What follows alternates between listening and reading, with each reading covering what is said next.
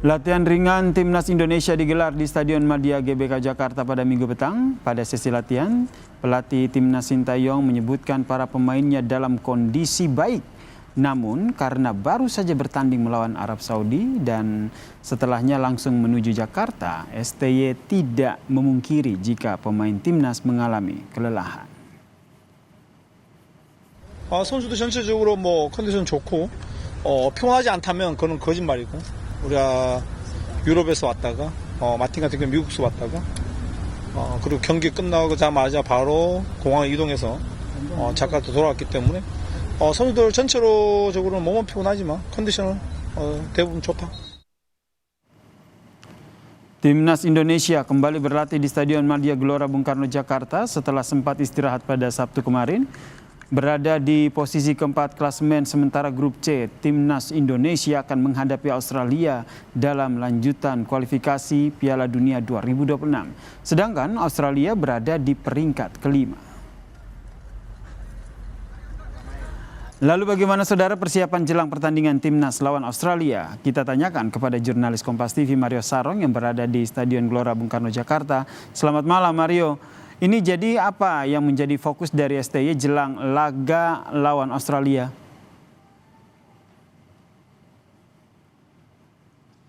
Ya, Yasir dan juga saudara, betul sekali.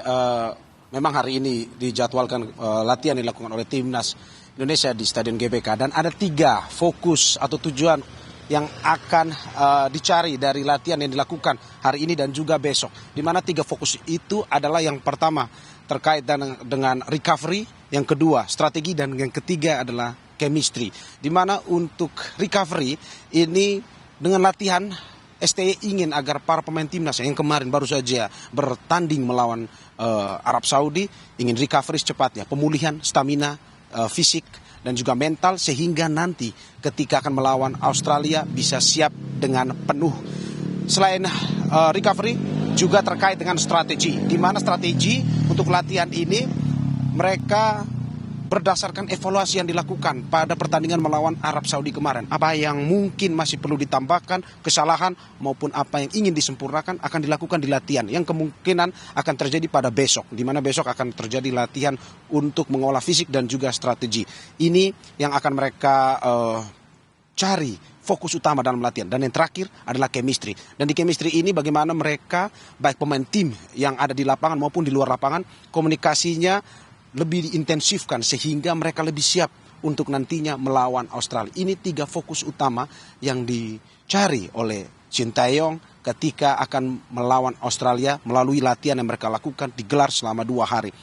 Betul kata Anda bahwa memang Timnas Indonesia ketika tiba di Indonesia dari Arab Saudi pada tanggal 6 kemarin langsung melakukan latihan keesokan harinya pada tanggal 7. Dan hari ini di sore hari tadi pada pukul 6 mereka melakukan latihan ringan di mana tadi kami media bisa diberikan kesempatan untuk masuk untuk melihat langsung latihan yang dilakukan selama 15 menit saja.